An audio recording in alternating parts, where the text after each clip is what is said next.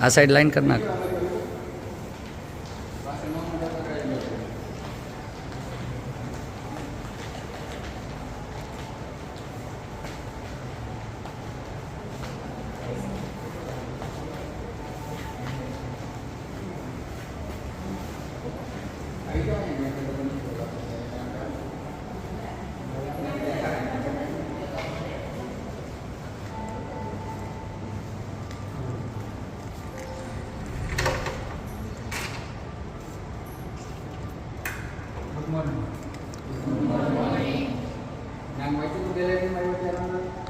દરવાજામાં ઉપર લખેલું હોય how stuff works. How stuff work.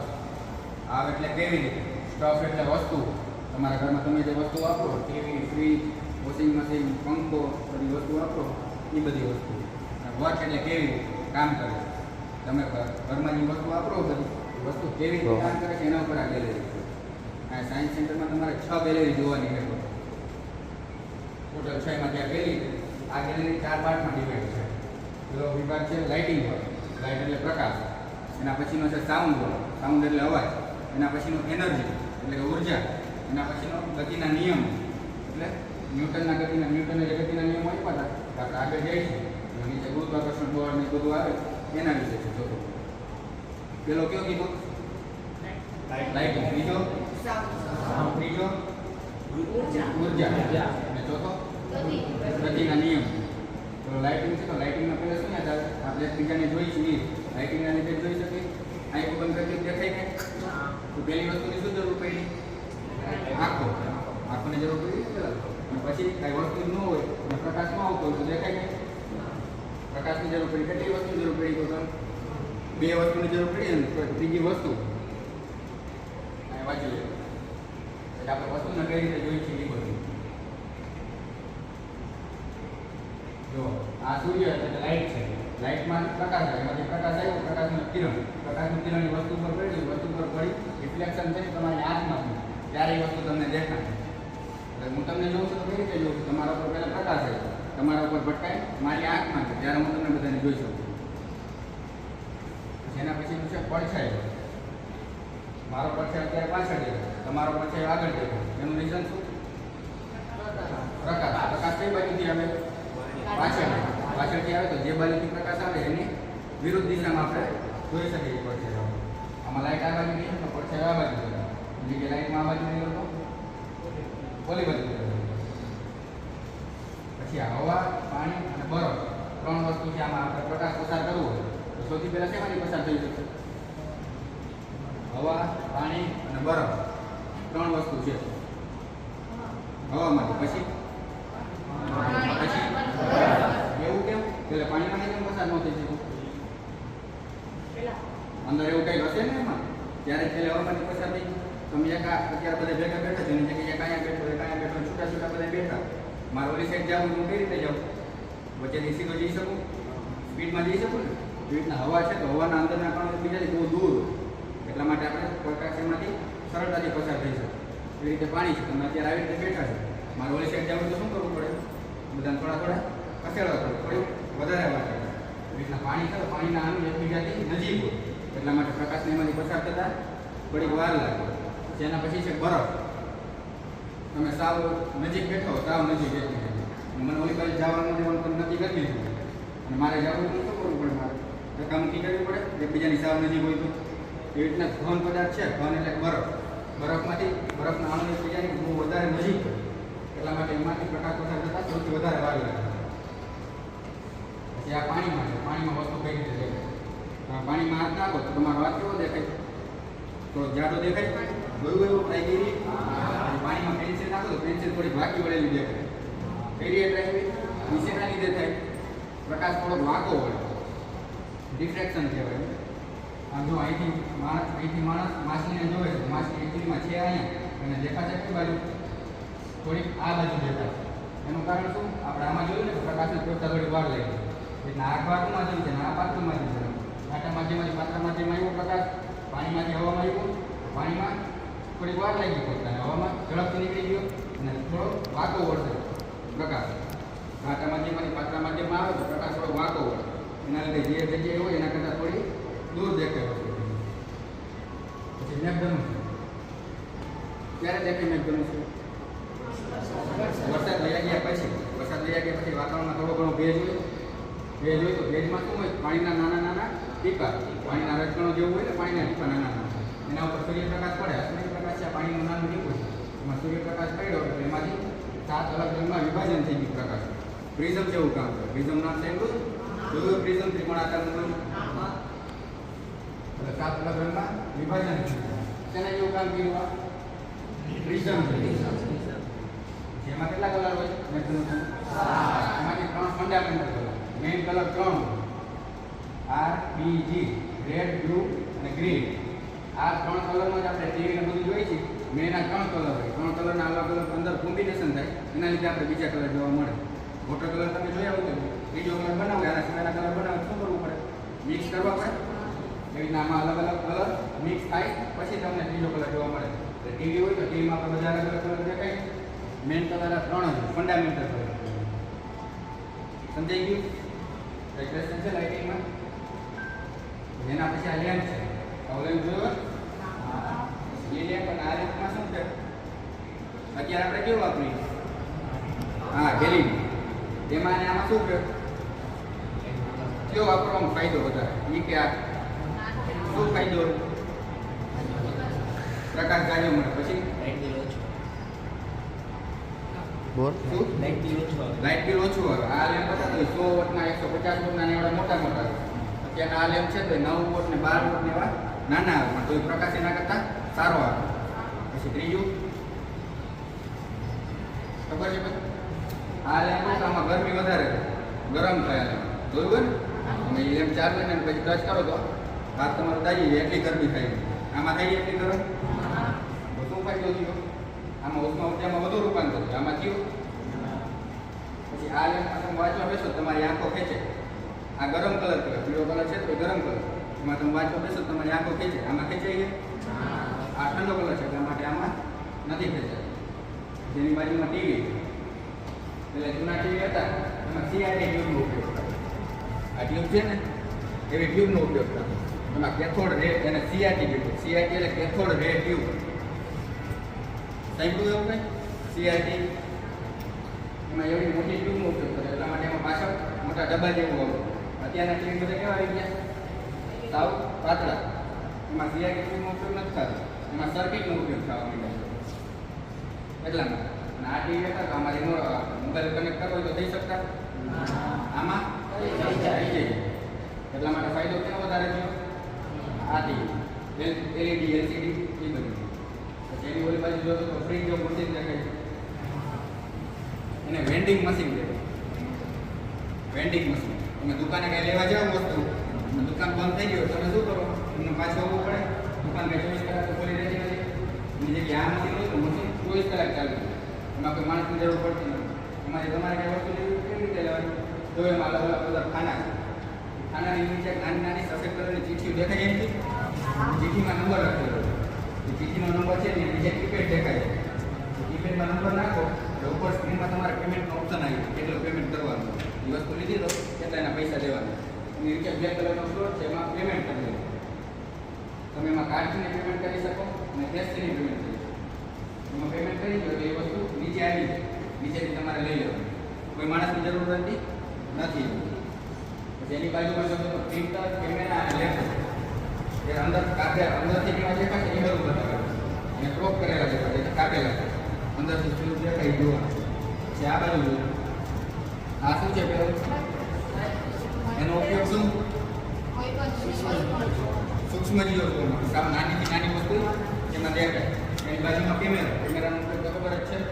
Photo પાડવા. એની બાજુમાં દેખાય છે ટેલિસ્કોપ. ટેલિસ્કોપનો ઉપયોગ દૂરની વસ્તુ નજીક જોવાનું. એની બાજુમાં દૂરબીન છે. દૂરબીનનો ઉપયોગ બેમાં કાંઈ કરે નહીં.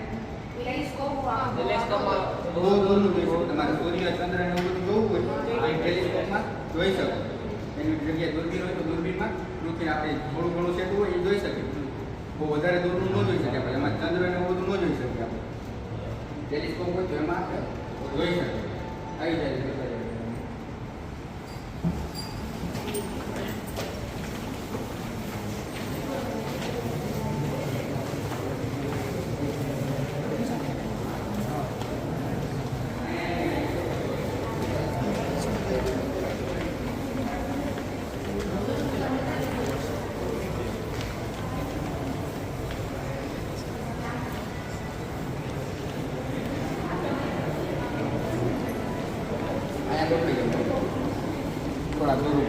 આ બાજુ એ બાજુ હોઈ જાવ તો બધી બાજુથી દેખાશે આવી જવા સેન્ટરમાં આવતા રહ્યો બધાય. આવી જાવ ઊભા રહી જાવ અહીંયા બધા બસ આ સમજાવી દઉં કેવી રીતે કામ કરે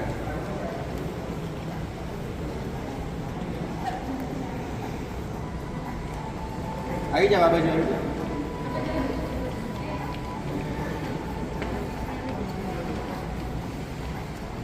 આનો હોલોગ્રામ છે પિરામિડ હોલોગ્રામ પિરામિડ આમાં નીચે ટીવી મૂકેલ છે ટીવીમાં 3 અલગ અલગ ચિત્ર છે 3 અલગ ચિત્રનું રિફ્લેક્શન થઈ આ કાચ છે કાચ 45 ડિગ્રી એંગલે રાખેલા છે એના લીધે તમને વચ્ચે દેખાય છે જો અહીંયા ઉપરથી પ્રકાશ આવ્યો નીચે પ્રકાશ ગયો આપણે આ કાચ 45 ડિગ્રી એંગલે રાખેલ છે એટલા માટે પ્રતિબિંબ તમને ક્યાં જોવા મળશે હવામાં વચ્ચે સીધું એ રીતના ત્રણેય બાજુથી તમે જોશો ત્રણેય બાજુથી બધું સરખું જ દેખાશે આવું તમે ઘરે બનાવી શકો આ કોઈ પણ પારદર્શક કાચ છે ને આવી રીતે તમે ગોઠવી દો અને ઉપરથી લાઇટ કરો અથવા નીચેથી લાઇટ કરો અને ઊંધું કરી તો તમને આવી રીતના વચ્ચે 3Dમાં દેખાશે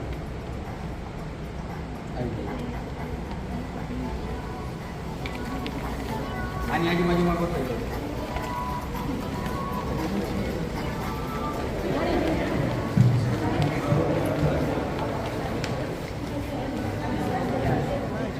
હેલા જાવ આ બાજુ હેલા જાવ બધા બીજા ઓલી બાજુ.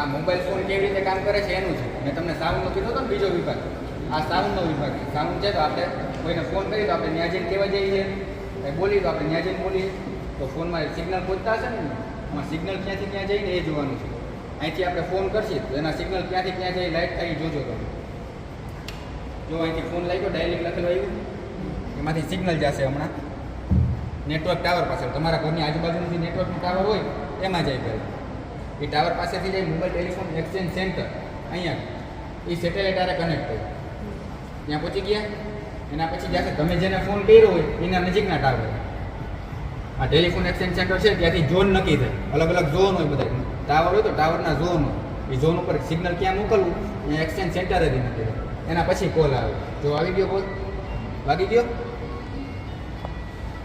આટલી લાંબી પ્રોસેસ હોય આપણે કેટલી વાર લાગે ફોન કરી તો 1 સેકન્ડની થાય પૂરી ફોન કરી તો ડાયરેક્ટ લાગી જાય આ કેટલી સ્પીડનો પ્રોસેસ થતી છે વિચારો જરા એવી રીતે રેડિયોનું કામ કરે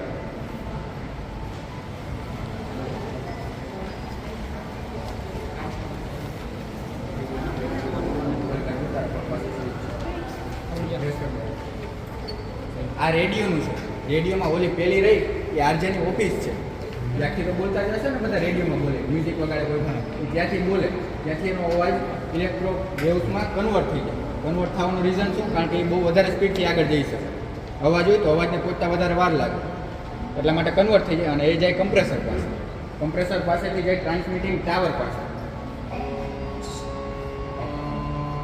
ટ્રાન્સમિટિંગ ટાવર પાસેથી આવે તમારા ઘરના નજીકનું જે રેડિયોનું ટાવર હોય ત્યાં આવે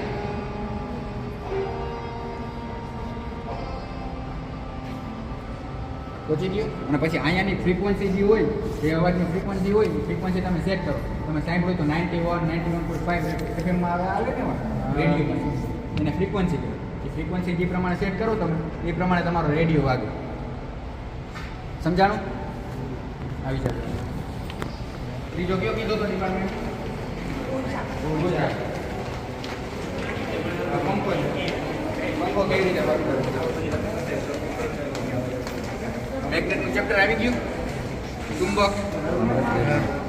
આવી ગયું કે નથી આવ્યું ના નથી બાકી છે ચુંબક હોય તો ચુંબકમાં ધ્રુવ કેટલા હોય ખબર હોય કોઈને 2 ઉત્તર ધ્રુવ અને દક્ષિણ ધ્રુવ એમાં 2 ઉત્તર ધ્રુવ હોય 2 સરખા ધ્રુવ હોય 2 ઉત્તર ધ્રુવ આપણે ભેગા કરીએ તો શું થાય આકર્ષણ થાય કે અપાકર્ષણ થાય નજીક આવે કે દૂર જાય દૂર જાય 2 સરખા ધ્રુવ ભેગા કરી તો આપણે દૂર જાય ચુંબક એ રીતના 2 અલગ અલગ ધ્રુવ ભેગા કરી તો નજીક આવે એ જ નિયમ ઉપર આ કામ કરે છે પણ અંદરની કોઇલ્સ છે એ કોપરના તારની બનેલી હોય કોપર એટલે તાંબાના તારની બનેલી એમાં વિદ્યુત પ્રવાહ પસાર થાય એટલે ચુંબકની જેમ કામ કરે ચુંબકની જેમ કામ કરે એટલે એક આ ધ્રુવ અને આ ધ્રુવ 2 અલગ અલગ 2 સરખા ધ્રુવ હોય 2 સરખા ધ્રુવ આપણે નજીક લઈ આવીએ તો શું થાય એકબીજાથી અપાકર્ષણ થાય દૂર જાય તો આ દૂર જવાની ટ્રાય કરે આ 2 સરખા ધ્રુવ છે દૂર જવાની ટ્રાય કરે પણ આ ગોળ રચના દૂર તો જઈ ન શકે આપણે એમાં બોલ લગાડેલા હોય ને બોલ, એટલા માટે દૂર ન જઈ શકે. દૂર ન જઈ શકે તો શું થાય? ગોળ ફરવા માંડે. એટલા માટે પંખો ફરે છે. પછી આપણે ધીમો ને ફૂલ પંખો કરી તો એ આ કેપેસિટરથી થાય. આપણે વિદ્યુત પ્રવાહ પસાર કર્યો આમાં, તો આમાં ચુંબકીય ક્ષેત્ર ઉત્પન્ન થયું.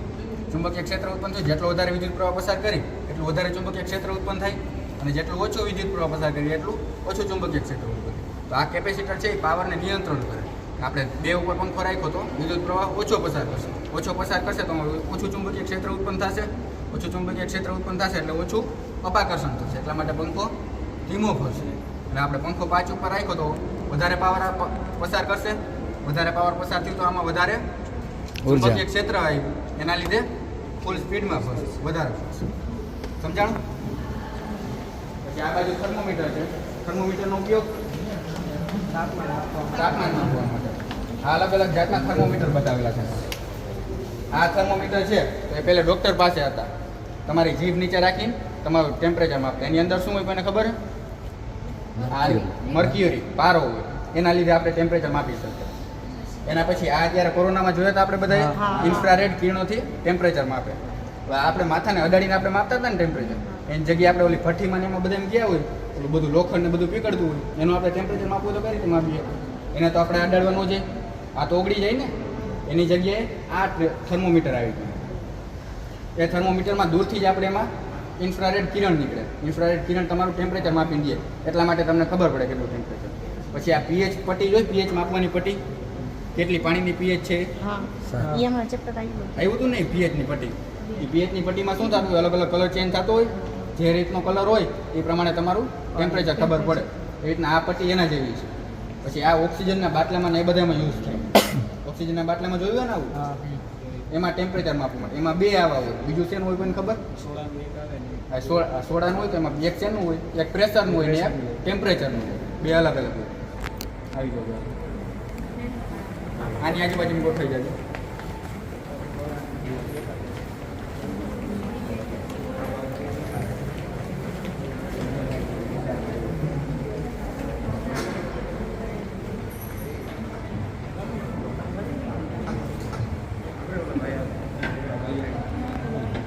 હવે આ વિદ્યુત પ્રવાહ, ઉર્જાનું મેં કીધું હતું ને, ઉર્જા એટલે લાઇટ. આપણે લાઇટ આવે છે તો એક રીતે ઉર્જા જ થઈ. આપણે લાઇટ ક્યાંથી આવે ઘરે? કંઈ ક્યાંક બનતી તો હશે ને. બને છે ને પાવર પ્લાન્ટ કહેવાય. પાવર પ્લાન્ટની ખબર છે કોઈને? યા શેમાંથી આપણે વીજળી બનાવી શકીએ? પાણીથી, પવનચક્કીથી 2, પછી બીજું કોઈ? સૂર્યમાંથી 3, સોલાર સૂર્યમાંથી આવી ગઈ 3 વસ્તુ થઈ. પછી બીજા થર્મલમાંથી. થર્મલ એટલે કોલસામાંથી આપણે વીજળી ઉત્પન્ન કરીશું. એના પછી ન્યુક્લિયર, યુરેનિયમ અને થોરિયમ, એના જેવા રેડિયો એક્ટિવ તત્વો હોય એમાંથી આપણે વીજળી ઉત્પન્ન કરીશું. અહીંયા તમને 3 બતાવ્યા છે. આ કોલસામાંથી વીજળી ઉત્પન્ન કરે, આ સૂર્યમાંથી, અને આ યુરેનિયમ થોરિયમ જેવા રેડિયો એક્ટિવ તત્વોમાંથી. એમાંથી વીજળી ઉત્પન્ન થઈ એ જે તમારા નજીકના જીબી કે કોઈ પણ સબસ્ટેશન હોય, સબસ્ટેશન તમે કહો ને જે, એની પાસે સબસ્ટેશન પાસે, એના પછી તમારા ઘર સુધી પહોંચે. જો આપણે સોલારમાંથી વીજળી ઉત્પન્ન કરી એ જે છે ગ્રીડ સ્ટેશન, તમારા ઘરની આજુબાજુ જીબી કે સબસ્ટેશન જેટકો તમે જે કહેતા હો એની પાસે બધો હિસાબ હોય. ગામડામાં કેટલી વીજળી મોકલવી, સિટીમાં કેટલી મોકલવી, ઇન્ડસ્ટ્રી એટલે ઉદ્યોગોમાં કેટલી મોકલવી. ગામડામાં મોકલતા હોય એટલી વીજળી ઉદ્યોગોમાં તો ચાલે ને, ઉદ્યોગોમાં કેવી જોઈએ? વધારે. એટલા માટે આની પાસે બધો હિસાબ હોય કોને કેટલી વીજળી મોકલવી. તમે જોયું તો 440 કેવીની લાઈન ને બધી અલગ અલગ લાઈન હોય ને, એ બધી ડિસ્ટ્રીબ્યુટ અહીંથી થાય. જેને જેટલી જરૂર હોય એ પ્રમાણે પાવર ગ્રીડ સ્ટેશન મોકલે. જો આ ગામડામાં આવી ગયું સોલાર છે તો સોલાર આપણે ઉદ્યોગોમાં ન ચલાવી શકીએ. એનાથી મશીન મોટા મશીન ન ચાલે, એમાં લિમિટેડ એનર્જી ઉત્પન્ન થાય. એટલા માટે આપણે એનો ક્યાં ઉપયોગ કરીએ છીએ? વધારે પડતો ગામડામાં, ઘરોમાં. પછી થર્મલ છે. આપણે અત્યારે વધારે ઇન્ડિયામાં આ 2નો યુઝ થાય છે, સોલાર અને થર્મલ. આ ન્યુક્લિયર છે તો ન્યુક્લિયર આખા ઇન્ડિયામાં 7 જ છે. આપણે ગુજરાતમાં 1 છે, કાકરાપુર, અને સૌથી મોટું મહારાષ્ટ્રમાં છે, તારાપુરમાં. આ બહુ વધારે નુકસાન કરે એટલા માટે આનો ઉપયોગ બહુ ઓછો થાય છે. પછી આ બાજુ જોશો તો બધા પ્લેનના અલગ અલગ મોડેલ આવે છે, એની બાજુમાં બોટના અલગ અલગ મોડેલ આવે છે. આ જો બાજુમાં આગળ ખૂણામાં છે. પછી પેલા આવું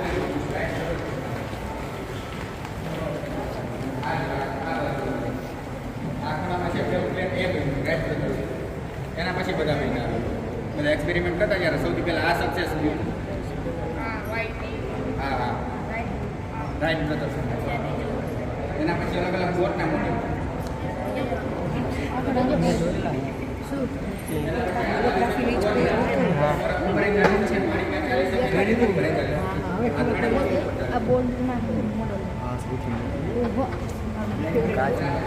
આમાં 1000 કેટલા લઈએ ખબર લાખ લાખ મળે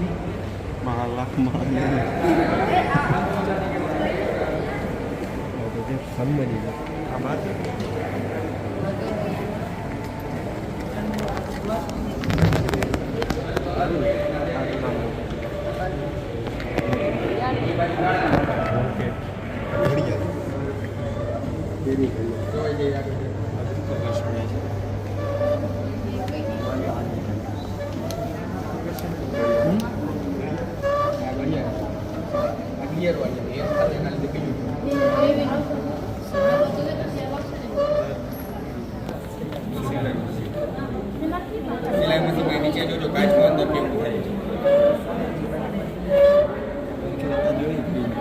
હાલો જાઓ બોys તાળા આ કઈ હોય છે ઓલું વેટ વાળું હોય છે વજન કરવાનું તાળા આવે તાળા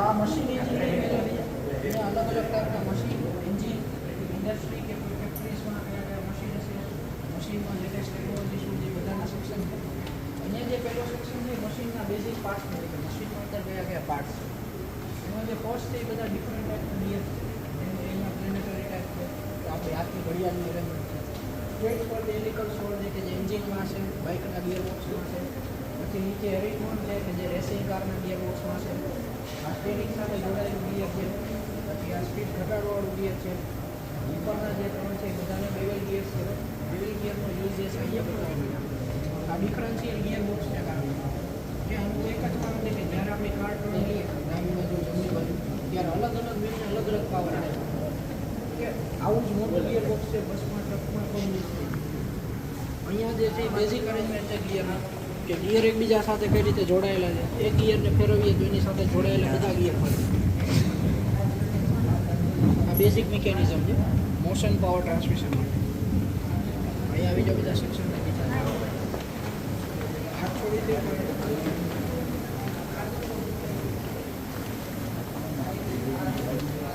ચાલો અહીંયા પૂરી ઇન્સ્ટોલેશન છે કે અહીંયા એક પૂરી છે પછી બે છે ને છેલ્લે ચાર એટલે કૂવામાંથી પાણી કાઢવા માટે ઉપયોગ હોય અત્યારે લિફ્ટ છે ક્રેન છે કન્સ્ટ્રક્શનનું કોઈ બી કામકાજ ચાલુ હોય રોપવે છે બધામાં અહીંયા 10 કિલોનું વધારામાં વજન છે અહીંયા 10 કિલો ઉપાડવું હોય તો પહેલાં 10 કિલોની તાકાત કરવી પડશે જેમ કે 10 કિલોની તાકાત કરી તો 10 કિલો એ જ 10 કિલો જો અહીંયા ઉપાડવું હોય તો તાકાત કરવાની 5 કિલોની ઉપડી જશે 10 કિલો બે પૂરી જાય છેલ્લું છે એમાં 4 પૂરી છે તો અહીંયા તાકાત છે કે 18 કિલોની કરશું તો પણ 10 કિલો થઈ જશે થોડા પાછળ આવી જાવ કે લીકેજીસ જોઈએ આપણે ચાલો આ લીકેજીસ છે જેમાં આપણા બોડીમાં જોડ્સ છે આપણા શરીરના સાંધાથી બોડીમાં ગોઠણમાં આંગળીઓ એવી રીતે આ બધા મશીનના સાંધા મશીનના જોડ્સ છે આ બધા રોબોટ્સના યુઝ થતા હોય રોબોટના હાથ છે પગ છે આંગળીઓ છે અંદરથી કઈ રીતે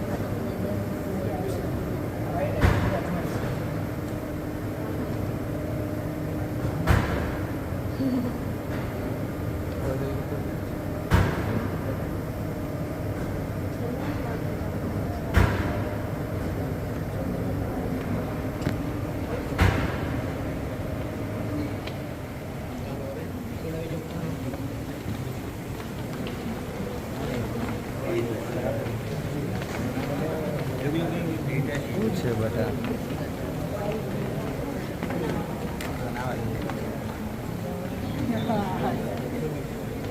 ચાલો આ કેમ્સન ફોલોવર છે. આ મિકેનિઝમનો જે યુઝ જે છે એન્જિનમાં થશે.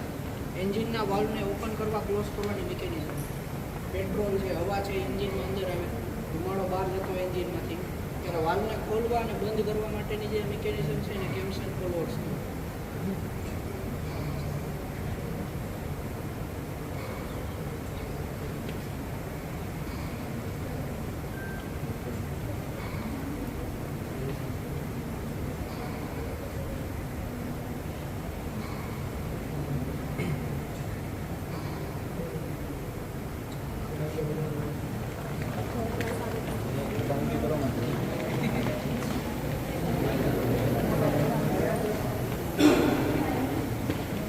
સાઈડમાં રહેજો અમને જગ્યા આપો આમાં ઉતર પાછું ચાલો અહીંયા જેસીબીના બે મોડલ છે આપણી પાસે.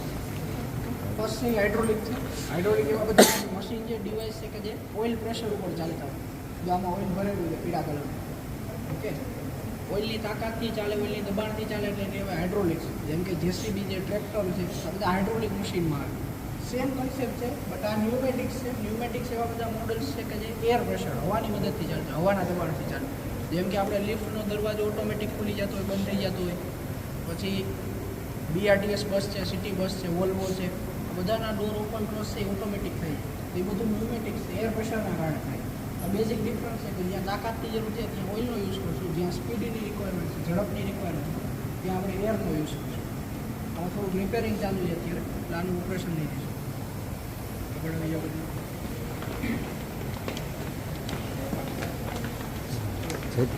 અહીંયા ઉપર આમ અહીંયા ડિફરન્ટ ચેન્જ છે બધી. જેમ કે ગિયરવાળી સાયકલની ચેઇન છે, સાદી સાયકલની ચેઇન છે જે બંધ છે. નાના બાળકો જે યુઝ કરતા હોય એ બંને ચેઇન આપેલી છે અહીંયા. પછી આ બાઇકની ચેઇન છે, સિંગલ સ્ટેન્ડ, બી ટાઈપ. ડબલ સ્ટેન્ડ છે કે જે રણમાં વાહનો ચાલતા હોય, ડેઝર્ટ વ્હીકલ એની ચેઇન છે. અને લાસ્ટવાળી છે ટ્રિપલ સ્ટેન્ડ ચેઇન કે જે મિલિટરી ટેન્ક્સ છે, આર્મી ટેન્ક્સ છે, બધા ટ્રિપલ સ્ટેન્ડ બી ટાઈપ ચેઇન ઉપર ચાલે છે. આગળ આવી જાઓ બધા.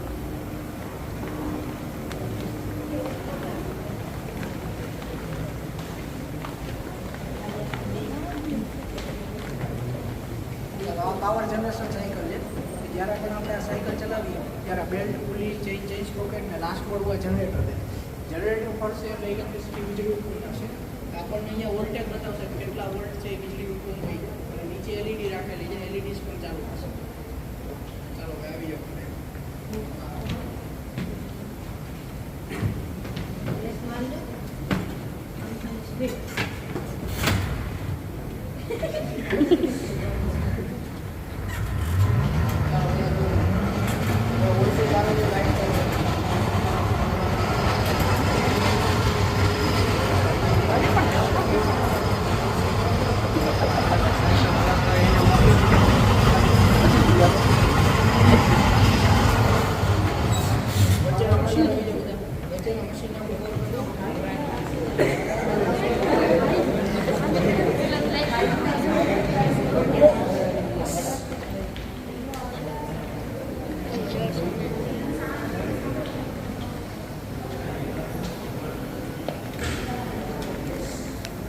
ચાલો આ પેકેજિંગ લાઈન છે કે જે ફૂડ ફેક્ટરીમાં વપરાતી હોય. જેમ કે આઈસ્ક્રીમ છે, વેફર છે, ચોકલેટ, બિસ્કીટ, જે બધી ફૂડ આઇટમ છે એના ફૂડ પેકેજ પેક કરવાનું. આ વેક્યુમ ટ્યુબ્સ છે કે વેક્યુમથી આ બોક્સને ઉપાડી અને આ બોક્સમાં પેક કરશે.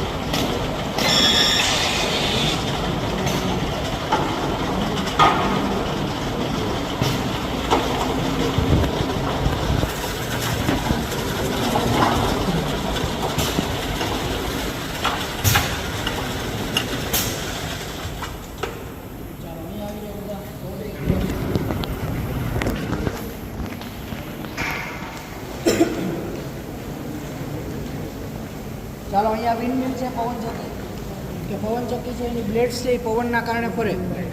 ઓકે, પવનના કારણે ફરવાનાથી ઇલેક્ટ્રિસિટી પ્રોડ્યુસ થાય, વીજળી. પછી એ વીજળી છે, ઇલેક્ટ્રિસિટી, આ ટ્રાન્સમિશન ટાવર છે, સબસ્ટેશન છે, ત્યાંથી લઈને સિટી એરિયા સુધી કે ગામડા સુધી વીજળી પહોંચતી હોય.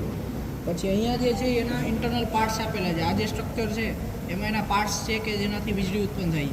એમાં સૌથી પહેલાં શાફ્ટ છે, પછી ગિયર્સ છે, અને લાસ્ટમાં એનું જનરેટર આપેલું કે જેનાથી વીજળી ઉત્પન્ન થાય. જનરેટર આપણે હમણાં જોયું હતું, પાવર જનરેશન સાયકલ. એવા જનરેટર બધામાં છે. આ વિન્ડ પાવર પ્લાન્ટ છે, પવનથી ચાલે. અને આગળ જે છે એ હાઇડ્રો પાવર પ્લાન્ટ છે, જે સરદાર સરોવર ડેમમાં છે. આ એનું ટર્બાઇન છે અહીંયા જે છે એ સામે. કે પાણીની મદદથી એની બધી બકેટ ફરવા માંડે. ઉપરથી ડેમનું પાણી પડે એટલે બધી બ્લેડ્સ છે, બકેટ છે એ ફરે. એની સાપટારે પાછળ જનરેટર હોય. જનરેટરથી વીજળી ઉત્પન્ન થશે અને સિટી એરિયા સુધી ત્યાં સપ્લાય કરી આપે.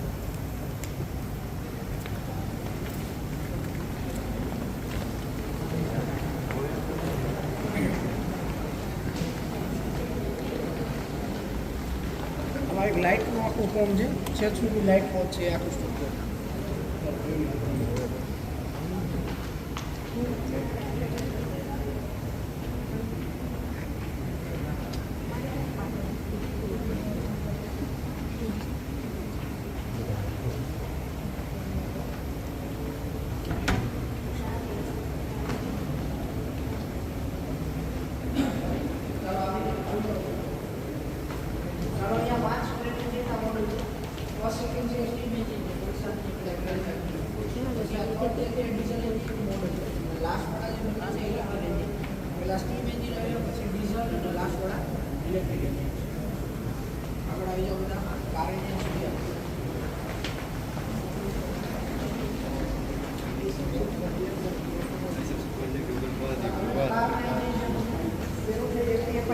પેટ્રોલ એન્જિન છે કાર, અને સામે છે CRDI જે બંધ છે અત્યારે, એ ડીઝલ એન્જિન છે કાર.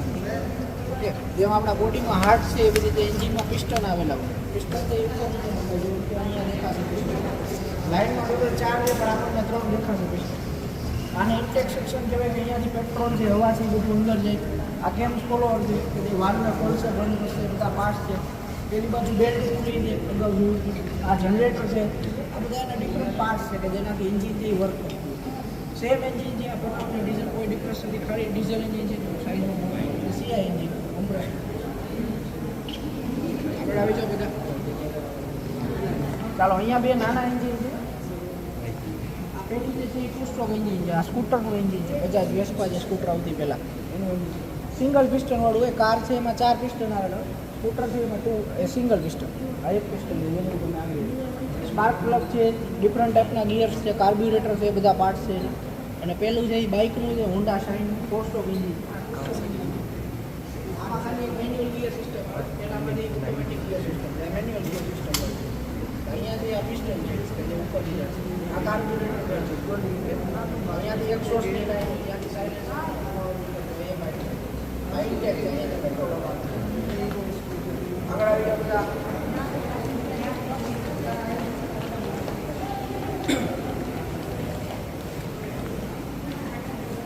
ઇન્ડસ્ટ્રી ફેક્ટરીનો સેક્શન છે. એનું લેગ છે, મિલિંગ છે. આ બંને મેન્યુઅલ મશીન કહેવાય. માણસ રાખીને ઉપર રાખીને ચલાવવા પડે. આ ધાતુને કાપવા, ધાતુને આકાર આપવાના મશીન છે. વચ્ચેનું છે એ CNC છે કે જે પ્રોગ્રામિંગથી ચાલે, એમાં માણસની જરૂર ના પડે. જ્યારે બાકી બંનેમાં માણસની જરૂર પડશે. આગળ આવી જાવ બધા લાસ્ટ સેક્શન.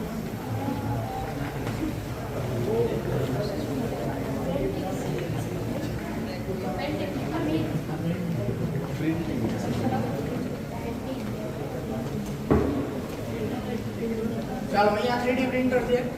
કોઈ બી વસ્તુ બનાવી છે તમારે કોમ્પ્યુટરમાં મોડલ બનાવવું, ડેટા આપો પ્રિન્ટરથી, સોરી પેનડ્રાઈવથી. પછી આ 3D પ્રિન્ટર છે. જે બી ડેટા આપ્યો છે, જેવું ડ્રોઈંગ તમે બનાવ્યું છે એવી જ વસ્તુ આ વાયરને ઉગાડીને બનાવી આપશે. કાગળ ઉપર પ્રિન્ટ કાઢે સાદા પ્રિન્ટર હોય, 2D પ્રિન્ટર હોય. સાચી વસ્તુ બનાવી આપે 3D પ્રિન્ટર. અહીંયા બધા 3D પ્રિન્ટેડ પાર્ટ્સ પણ બનાવેલા રાખેલા. પોલીમર 3D પ્રિન્ટર છે એટલે પ્લાસ્ટિકની વસ્તુઓ બને. મેટલ 3D પ્રિન્ટર આવે, કન્સ્ટ્રક્શન 3D પ્રિન્ટર આવે, તો એના અકોર્ડિંગ મટીરિયલ જે આખું ચેન્જ થઈ જાય. તો આ સૌથી લેટેસ્ટ ટેકનોલોજી છે મશીન.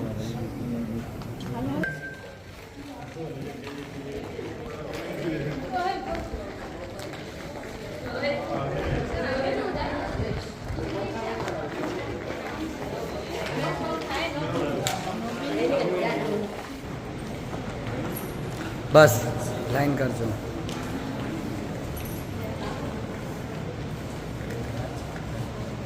નોબેલ પ્રાઇઝ જેને મળ્યા છે ને એનું સેક્શન છે આ.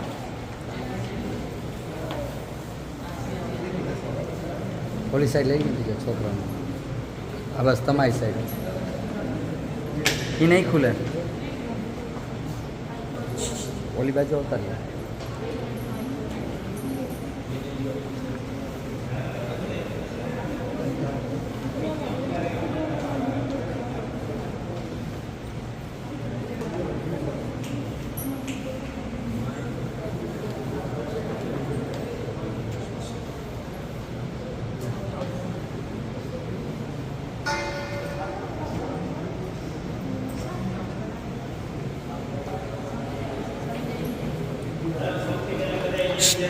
અહીંયા આ આલ્ફ્રેડ નોબેલ પ્રાઇઝ છે, એટલે કે નોબેલ પારિતોષિક એ સ્વીડન અને નોર્વેજિયન ઓર્ગેનાઇઝેશન એટલે કે સંસ્થા દ્વારા આપવામાં આવે છે. જે સાયન્ટિસ્ટ કે જે પોતાની રિસર્ચ કરે છે એના માટે એને દર વર્ષે નોબેલ પ્રાઇઝ આપવામાં આવે છે. એ રિસર્ચ એવી હોય કે જેનાથી લોકોને એટલે કે આપણી દુનિયાને ફાયદો થાય, તો એટલા માટે આ નોબેલ પ્રાઇઝથી એ વૈજ્ઞાનિકને સન્માનિત કરવામાં આવે છે. આ નોબેલ પ્રાઇઝની શરૂઆત છે એ આલ્ફ્રેડ નોબેલે જ્યારે તે મૃત્યુ પામ્યા ત્યારથી કરી, એટલે કે 1901થી આની શરૂઆત. આલ્ફ્રેડ નોબેલ આની પાછળ પણ એક સ્ટોરી છે. આ જે સાયન્ટિસ્ટ છે એનું નામ છે આલ્ફ્રેડ નોબેલ. આલ્ફ્રેડ નોબેલે પોતાની લાઈફ દરમિયાન 355 જેટલી રિસર્ચ કરી અથવા તો ઇનોવેશન. એ 355 શોધમાંથી એક ડાયનામાઇટ નામની જે એની શોધ જે વિશ્વ લેવલે પ્રખ્યાત પામી. ડાયનામાઇટની શોધ પાછળ એનું એક લોકોને ફાયદો થાય એટલે કે એના હિત માટે કારણ હતું કે મોટા મોટા પહાડો છે એ ખોદી અને ખીણ બનાવી, રસ્તાઓ બનાવવા, પછી રેલવેઝના માર્ગ નીકળવા માટે એના માટે રસ્તાઓ બનાવવા, બરાબર. એટલા માટે પણ જેમ જેમ સમય વીતતો ગયો એમ શું થયું તો કે વર્લ્ડ વોર 1 અને 2માં ડાયનામાઇટનો ઉપયોગ છે એ બોમ્બ તરીકે એટલે કે વેપન તરીકે યુઝ થવા માંડ્યો. ત્યારે એને એવું થયું કે મેં જે મારી શોધ જે કરી છે એ લોકોની ભલાઈ માટે છે, ના કે એને નુકસાન પહોંચાડવા માટે. એટલા માટે એમણે એવું નક્કી કર્યું કે હું જ્યારે મૃત્યુ પામીશ ત્યારે આ બધી શોધમાંથી જે પણ કાંઈ રકમ મને મળી છે એ રકમની વ્યાજમાંથી દર વર્ષે એવા સાયન્ટિસ્ટને હું સન્માન આપીશ કે જે લોકો પોતાની શોધ કરે છે અને લોકોના હિત માટે વિચારે છે. એટલા માટે 1901થી આ નોબેલ પ્રાઇઝથી સન્માનિત કરવાની શરૂઆત.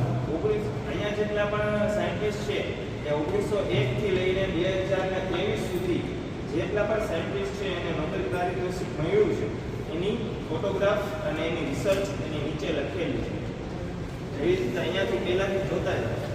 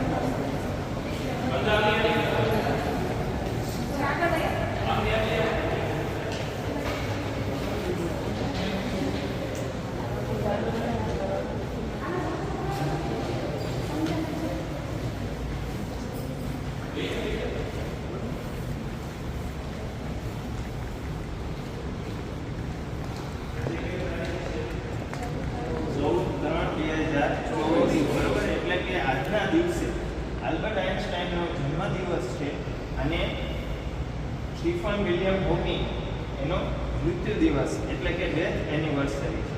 એટલા માટે અહીંયા પોસ્ટર પ્રેઝન્ટેશન કર્યું છે. આલ્બર્ટ આઇન્સ્ટાઈનના જીવન વિશે એટલે કે એ એક પ્રખ્યાત વૈજ્ઞાનિક હતા. આલ્બર્ટ આઇન્સ્ટાઈનનો જન્મ 14 માર્ચ 1889માં જર્મનીમાં થયો હતો, ઉલ્મ નામના શહેરમાં. તેમના પિતાનું નામ હર્મન આઇન્સ્ટાઈન એક સેલ્સમેન અને એક ઇન્સ્ટ્રક્ટર બને એવું એ કહેતા, પણ એનો રસ એટલે કે એનો જે ઇન્ટરેસ્ટ છે એ ગણિત અને વિજ્ઞાનમાં હતો. શાળા સમયથી જ એને વિજ્ઞાન અને ગણિત તેમના પસંદગીના વિષયો હતા. તેઓએ સાપેક્ષવાદ, ખાસ કરીને ઉર્જાની સમાનતાના સિદ્ધાંત માટે જાણીતા હતા. એટલે સાપેક્ષવાદ એટલે થિયરી ઓફ રિલેટિવિટી અને the general theory of relativity એટલા માટે પ્રખ્યાત હતા. તમને યાદ હોય તો E mc². એનર્જી જેટલી હોય એટલું જ એનું દળ એટલે કે માસ એ બંને બે એક સિક્કાની એક જ બાજુ છે.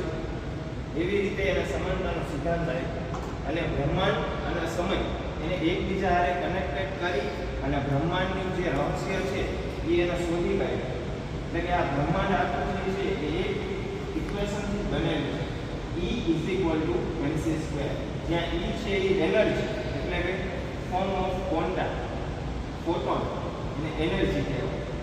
M એટલે કે દળ, દ્રવ્યમાન, અને C એટલે કે પ્રકાશની ઝડપ 3 × 10⁸ મીટર પ્રતિ સેકન્ડ. આલ્બર્ટ આઇન્સ્ટાઈને ઉર્જા અને દ્રવ્યમાનની વચ્ચે એટલે કે એનર્જી અને દ્રવ્યમાનની વચ્ચે એક સમીકરણ પ્રમાણિત કર્યું, E mc².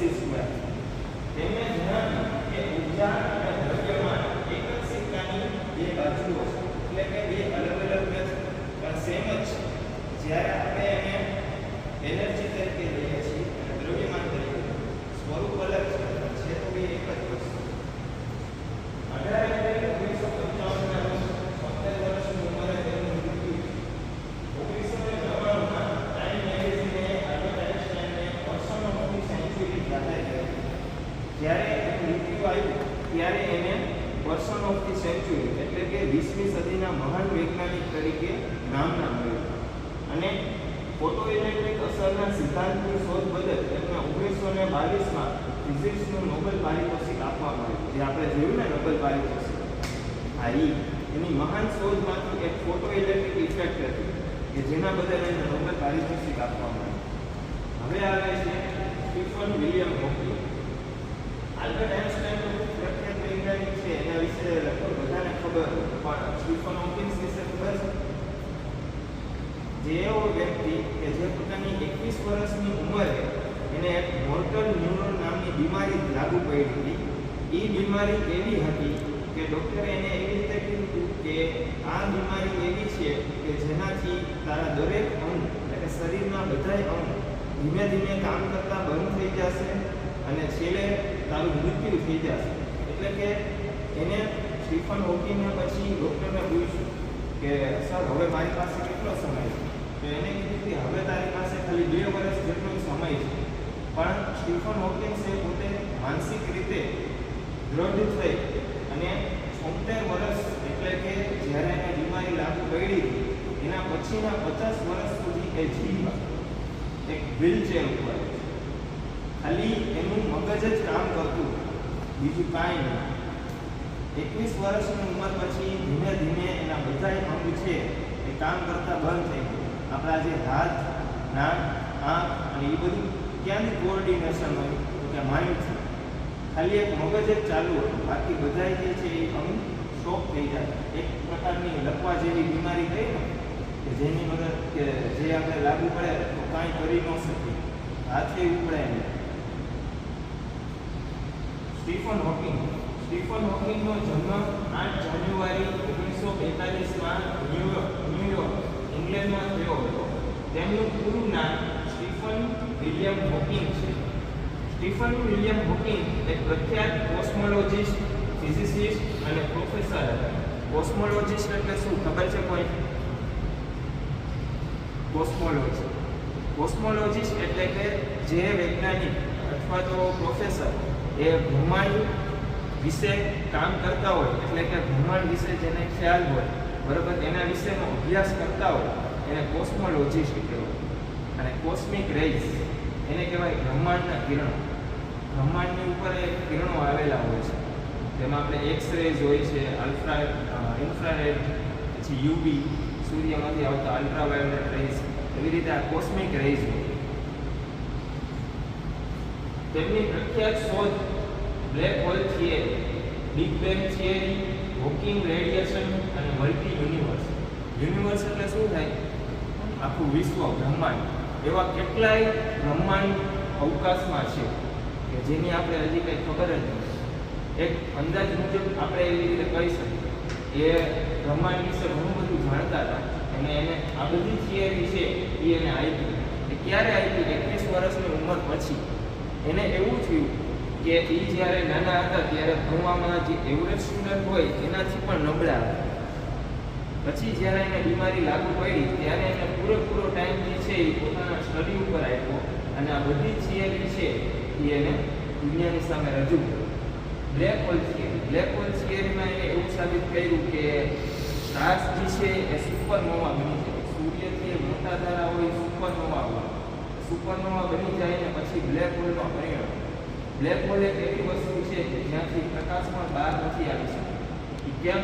તો કે એનું ગુરુત્વાકર્ષણ બળથી છે એ એટલું બધું સ્ટ્રોંગ હોય કે એમાં જે પણ વસ્તુ જાય છે એ બધી અંદર ખેંચાઈ જાય છે. પછી big bang theory. Big bang theory એ એવી થિયરી છે. બિગ બેંગ એટલે કે આ બ્રહ્માંડ સૌપ્રથમ શરૂઆત ક્યારથી છે? તો કે નાના નાના જે કણ જે છે એની મદદથી એ એકબીજા સાથે કનેક્ટેડ થયા અને ધીમે ધીમે આપણે જોઈશું ને હિલિયમ અને હાઇડ્રોજન એવા વાયુઓની રચના થઈ. પછી ધીમે ધીમે આગળ જતા આપણે તમને યાદ હોય તો આવર્ત કોષ્ટક, જે સાયન્સના સ્ટુડન્ટ હોય એને ભણવામાં આવે છે. આવર્ત કોષ્ટકમાં 118 જેટલા તત્વો આવેલા છે જે આપણે અત્યારે જોઈ છે. કોઈ પણ વસ્તુ છે એ શેમાંથી બને છે? પદાર્થમાંથી. બરાબર? એ પદાર્થ ક્યાં? તો કે આ હિલિયમ, કાર્બન, ન્યુયોન, આયરન, લોખંડ, સ્ટીલ, કોબાલ્ટ, નિકલ એ બધી ધાતુ છે. એવા 118 જેટલા તત્વો હજી આજ સુધી શોધાણા છે અને હવે આગળ શોધવાના. ઈસવીસન 1981માં તેઓએ એક બુક લખી, અ બ્રીફ હિસ્ટ્રી ઓફ ટાઈમ. એની રચના કરી અને તેમાં બ્રહ્માંડની રચના એટલે કે એનું ઉત્પત્તિ શેમાંથી થઈ છે સમય વિશે અભ્યાસ કર્યો.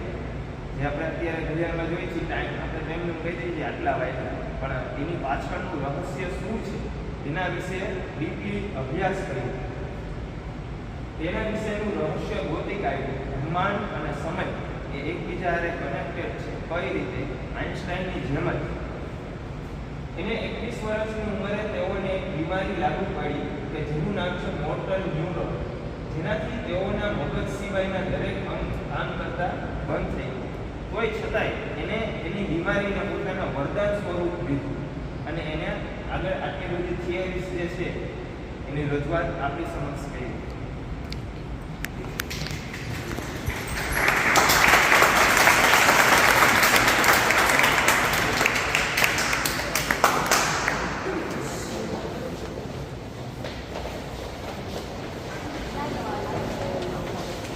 આ બે આપણા ભારતીય સાયન્ટિસ્ટ શ્રી રામન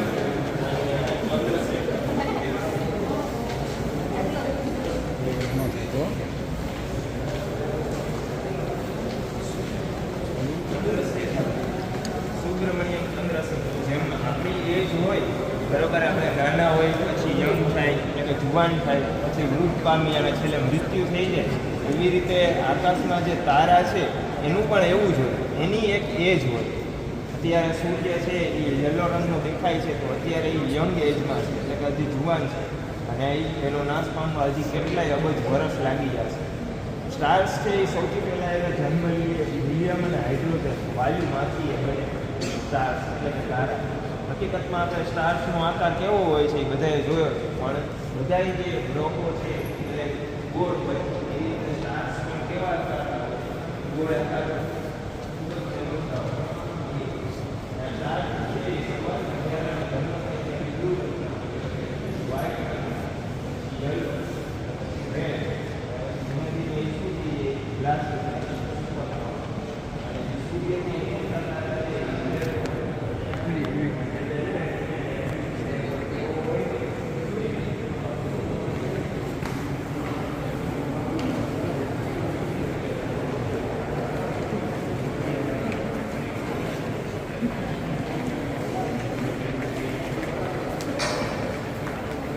આ 15 વાગ્યે.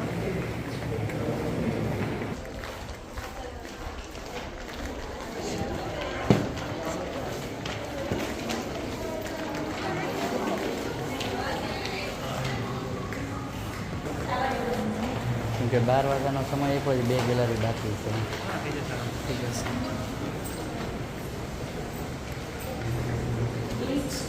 હા સાથે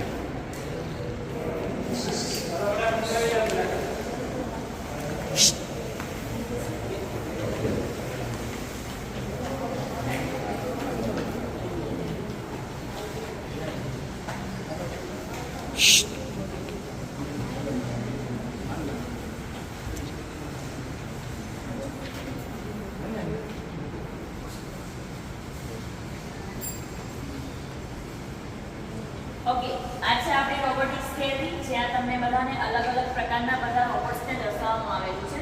સૌપ્રથમ આપણે ફેમસ કેરેક્ટર રોબોટ વિશે વાત કરી લઈએ. તો આયરન મેન રોબોટ અને R2D2 એ બંને રોબોટ ઇમિટેશન માટે રાખવામાં આવેલું છે. જે વચમાં તમે જે રોબોટ જોવો છો એ અત્યારનો લેટેસ્ટ રોબોટ છે, એનું નામ છે પેપર. એમને જાપાન વાળે બનાવવામાં આવેલું છે. એની અંદર જે ટેકનોલોજીનો યુઝ કરવામાં આવેલું છે એ છે AI technology. AI means artificial intelligence. એના બેઝ ઉપરથી તે રોબોટને ડિઝાઇન કરવામાં આવે છે. જ્યારે તમે એની અંદર પ્રોગ્રામ કરી આપો છો ત્યારે એ રોબોટ તમારું બધું જ કામ કરે છે. એક્ઝામ્પલ તો સવારની રસોઈથી લઈને સાંજની રસોઈ છે, સચવારી પોતું છે, તમારું હોમવર્ક છે, ટીચરની જે ગાઈડ કરે છે, મલ્ટી ફંક્શન એ કામ કરી શકે છે. ક્યારે કરશે? જ્યારે તમે એની અંદર પ્રોગ્રામ કરો છો. પ્રોગ્રામ માટે આવા પ્રકારના સેન્સર જોઈએ છે. નામ છે ન્યુરલ નેટવર્ક. પહેલી બાજુ રોબોટનો ફેસ બતાવી દેવામાં આવેલો છે. રોબોટ સાંભળવાનું કામ, માઇક્રોફોન જોવાનું કામ, કેમેરા અને બોલવાનું કામ સ્પીકરથી કરે છે. અહીંયા તમને રોબોટનો હાથ બતાવવામાં આવેલો છે. રોબોટિકની ભાષામાં તેને આપણે સર્વો મોટર્સ કહેવામાં આવે છે. આગળની બાજુએ તમને તમામ રોબોટના ઉપયોગો બતાવવામાં આવેલા છે. જેમ કે ત્યાં એક ડ્રોન છે, જેનું નામ છે નિંજા યુએવી. જે કેમિકલ લેન્સની જે ફેક્ટરીઝ હોય છે, જેમ કે વેસ્ટર્ન ગાર્ડન જેવી જગ્યા છે જ્યાં આપણે માણસો નથી જઈ શકતા, ત્યાં તે ડ્રોનનો યુઝ કરવામાં આવે છે. એ ડ્રોનની બાજુમાં એપ્સન ટી3 છે, એક 3rd જનરેશન વાળો રોબોટ છે. બધા વાહનોમાં બેસે છે. હવે એ બધી વસ્તુ તે કોણ બનાવે છે? રોબોટ. પેલા બધી વસ્તુ કોણ બનાવવામાં આવતું? માણસ બનાવતા. જેટલા પણ વાહન છે બધા શું કરવા રોબોટ્સ બનાવે છે? તો સ્પીડ. કારણ કે ઇન્ડસ્ટ્રીયલ લાઇનની અંદર માણસની સ્પીડ હોય છે, કામ કરવાની તક હોય છે 300 મિલીમીટર પર સેકન્ડ. અને રોબોટની હોય છે 3000 મિલીમીટર પર સેકન્ડ. માણસ કરતાં તે વધુ કામ કરે છે. સામેના પેનલમાં બધા આર્મીના રોબોટ્સ બતાવવામાં આવેલા છે. એમાંથી આપણો ભારતીય રોબોટ છે DRDO લક્સ, જેની એનજીઓ ન્યૂ દિલ્હીની અંદર આવેલી છે, જેને આપણે રિમોટ કંટ્રોલના માધ્યમથી કંટ્રોલ કરી શકાય છે. ત્યાં તમને અલગ અલગ યુએસ રોબોટ્સના બતાવી દેવામાં આવેલા છે. પાછળના વિભાગમાં તમને બધા રોબોટના ઉપયોગો બતાવેલા છે. જેમ કે સ્વિમિંગ પુલવાળો રોબોટ છે, વાસણ ઉટકવાવાળો રોબોટ છે અને સજવારી પોતાવાળો રોબોટ છે. હવે તમને રમકડા પર વન ટાઈપ રોબોટના થીમથી જોવા મળશે, જે તમારી ફિલિંગને સમજી જશે. કે હવે તમને રમકડા પણ આન્સર આપશે. એ રીતે તમને અહીંયા ડિઝાઇન કરવામાં આવ્યું છે. તમે અહીંયા ડેમો પીસમાં બતાવવામાં આવ્યું છે. સર બેબી ડાયનાસોર રોબોટિક્સ કિલોનો છે, કેક છે અને ડોગ છે. બાકીના અલગ અલગ પ્રકાર. આ ગેલેરીનું લાસ્ટ સેક્શન છે રોબોટ કેસ. આ તમારા ભવિષ્ય. આપણા ભવિષ્યમાં શું થશે? રોબોટ આપણી સાથે બધી જગ્યાએ કામ કરશે. જેમ કે તમે જે સ્કૂલે જાઓ છો ત્યાં તમે ટીચર્સ ભણાવે છે ને, એમની જગ્યાએ કોણ આવશે? અત્યારે હું તમને અહીંયા સમજાવું છું એટલે મારી જગ્યાએ કોણ આવશે? અત્યારે આપણે બધા આપણા ફેમિલી જોડે રહીએ છીએ. ભવિષ્યમાં રોબોટ પણ આપણો ફેમિલી મેમ્બર બનીને આપણી આસપાસ રહેશે. આપણે કંઈ પણ કરી શકશું નહીં. તો એ જ રીતે તમને સોસાયટી બતાવેલી છે. Gym, hospital, cafe, house, super market બધી જગ્યાએ કોણ કામ કરશે? રોબોટ્સ. તો આ હતી આપણી રોબોટિક્સ ગેલેરી. બબ્બેની પેરમાં આપણે ગેલેરી વિઝિટ કરવાની છે. કંઈ પણ વસ્તુનું ટચ નથી કરવાનું. ક્યાંય પણ તમને પ્રશ્નો હોય મને પૂછી લેજો. ઓકે.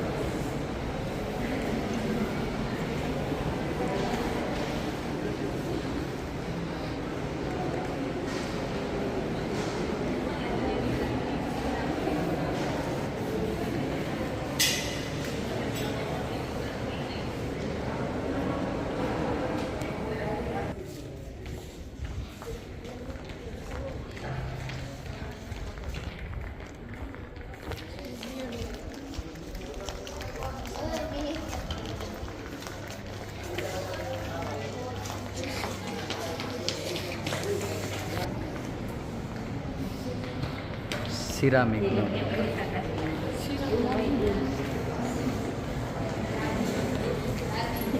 ટચ ન કરતા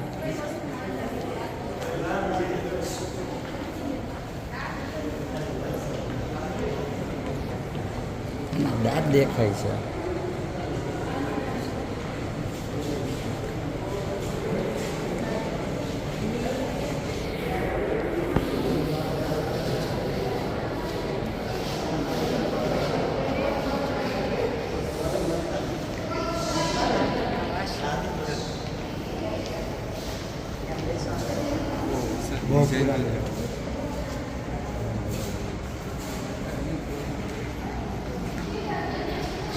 હા બોલાવે જાઓ.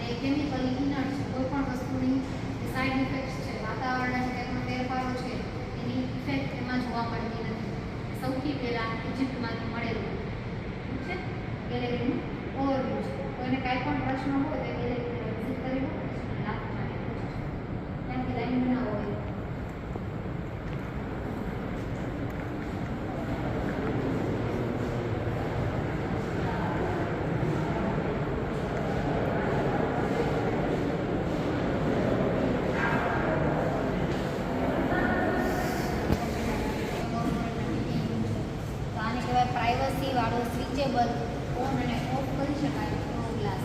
ઓકે, આગળ પણ એક સાદો કાચ છે, પાછળ પણ એક સાદો કાચ જ છે, વચ્ચે એક ફિલ્ડ ચડાવેલી છે, લિક્વિડ ક્રિસ્ટલ ફિલ્ડ.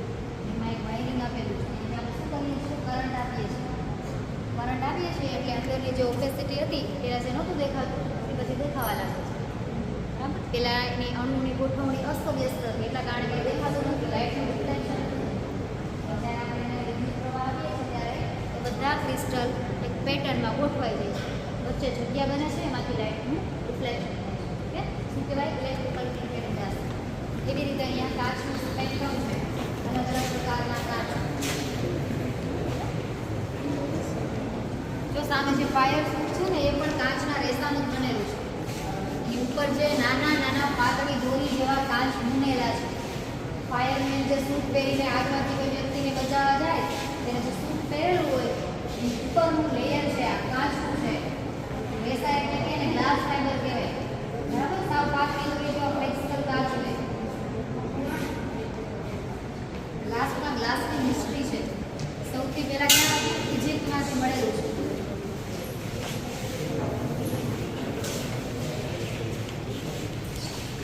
જો કઈ કઈ સદીમાં કેવી ટેકનિક્સ આવી, કેવા પ્રકારના કાચ આવ્યા તેની આ હિસ્ટ્રી બતાવેલી છે. ત્યાંથી લઈને અત્યાર સુધી શું બોલ્યું છે.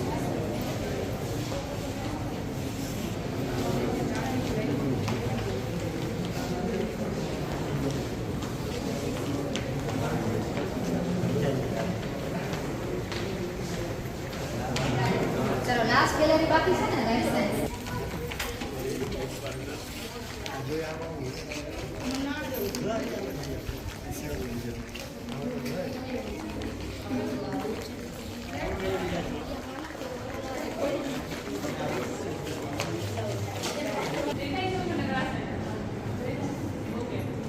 તો આ તમારી છઠ્ઠી ગેલેરી અને છેલ્લી ગેલેરી. તમે લોકો અંદર આવ્યા છે, તમે નામ લખ્યું આ કઈ ગેલેરી?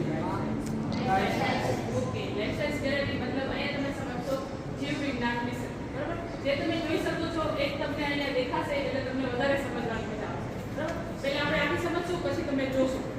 હવે સૌપ્રથમ મારી પાસે તમને 3 ગોળા દેખાય. કોઈ કહેશે આ શું છે? સૂર્ય. હજી બીજું કોઈ? ચંદ્ર તો ન હોય છે. ઓકે, વાંધો. આ છે પૃથ્વી, સૂર્ય નથી. ઓકે, જ્યારે પૃથ્વી પહેલી વખત બ્રહ્માંડની બહાર આવી ત્યારે પૃથ્વી આવો હતો, જેને આગનો ગોળો કહેતા. આમાં તમારું જીવન શક્ય છે? ઓકે, પછી ધીરે ધીરે એ ઠંડી પડતી ગઈ. જેમ જેમ સમય જતો ગયો એ ઠંડી પડતી ગઈ તો એનું બીજું સ્વરૂપ બહાર આવ્યું. આ આખો બરફથી ભરેલું છે. આને બરફનો ગોળો કહેતા. આમાં પણ તમે લોકો રહી શકો? એ રીતે જેમ જેમ સમય જતો ગયો પૃથ્વીના ટોટલ 5 સ્વરૂપ બહાર આવ્યા છે. આપણે જે પૃથ્વી પર રહી છે એ પૃથ્વીનું 5મું સ્વરૂપ છે. જે તમારી પાસે 3D સ્ટ્રક્ચર છે પૃથ્વીનું એનું 5મું સ્વરૂપ છે. અને ત્યારબાદ આપણે આગળ પોસ્ટર પર લગાવેલા છે એ પણ આપણે જોશું. હવે તમને પાછળ સ્ટોનની લિસ્ટ દેખાય છે, અલગ અલગ પથ્થર.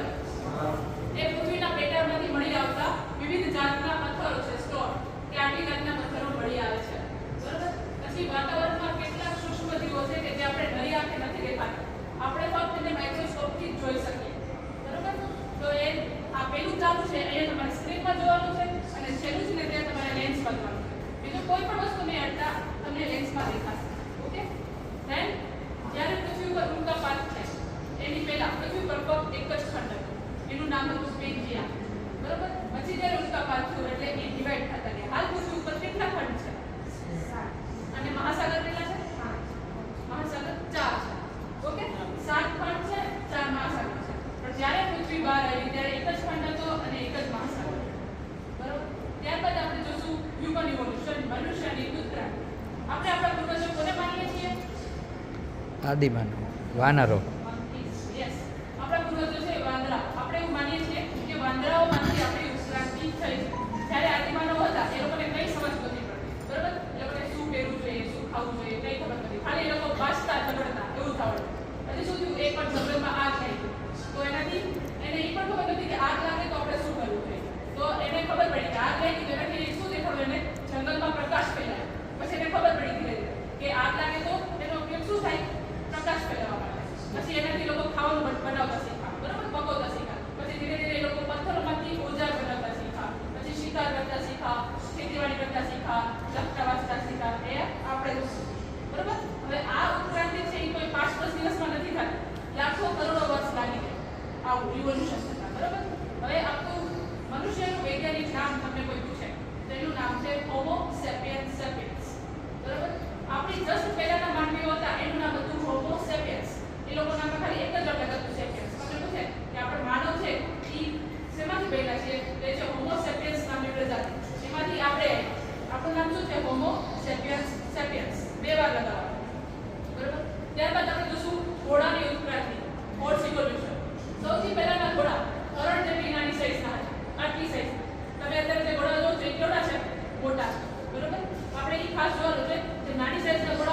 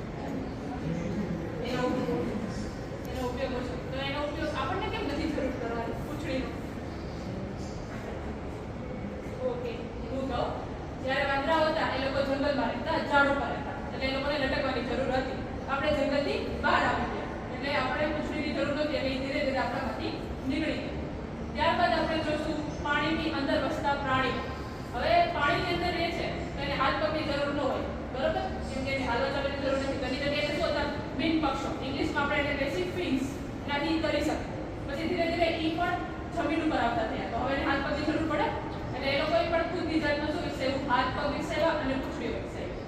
ત્યારબાદ આપણે જોશું પૃથ્વીનું સૌથી પહેલું પક્ષી, એનું નામ છે આર્કિયોપ્ટેરિક્સ.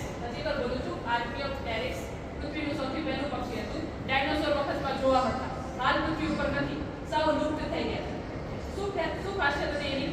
તો કે બે જાતના લક્ષણો જોવા મળતા. પક્ષીઓને દાંત હોય ન હોય તો એની જગ્યાએ શું હોય? ચાંચ હોય. પણ એ પક્ષીમાં તમને દાંત પણ જોવા મળશે અને ચાંચ પણ જોવા મળશે. ઓકે, પછી પક્ષીઓને હાથમાં પંજા હોય, એની જગ્યાએ શું હોય?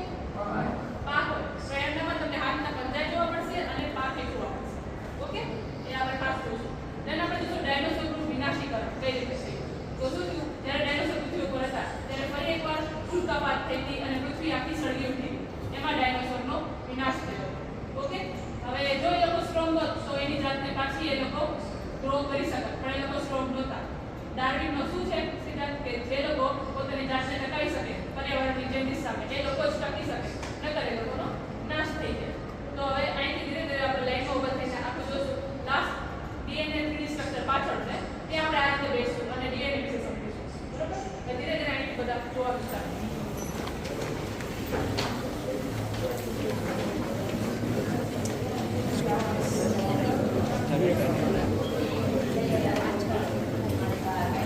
પૂછતો ને કે પાયરો નથી, તું પૂછતો ને કે પાયરો કેમ નથી, પાયરો સ્ટોન કેમ નથી, એને કે પાયરો સ્ટોન.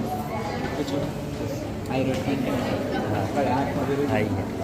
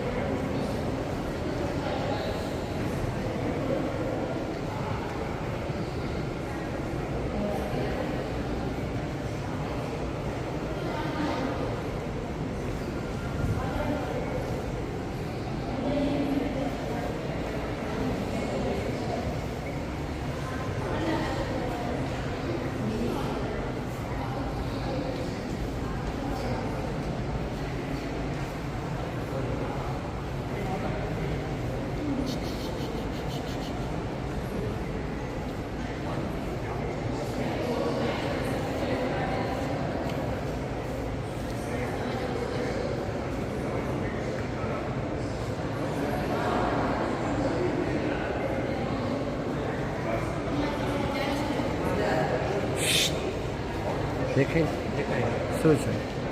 રાણી બધી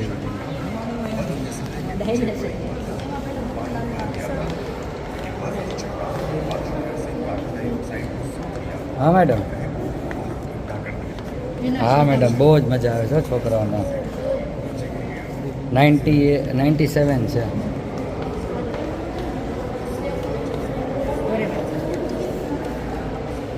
હા એ આવી ગયા. હા એવી રીતે જ થયું છે. કલેક્શન તો મેડમ જોયું નથી, અત્યારે તો ખીચામાં રાખ્યા જ પૈસા. હા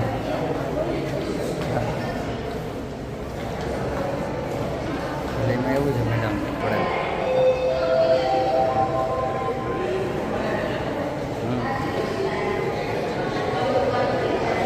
એટલે સત્તામાં આજે 2 જણાને આપીએ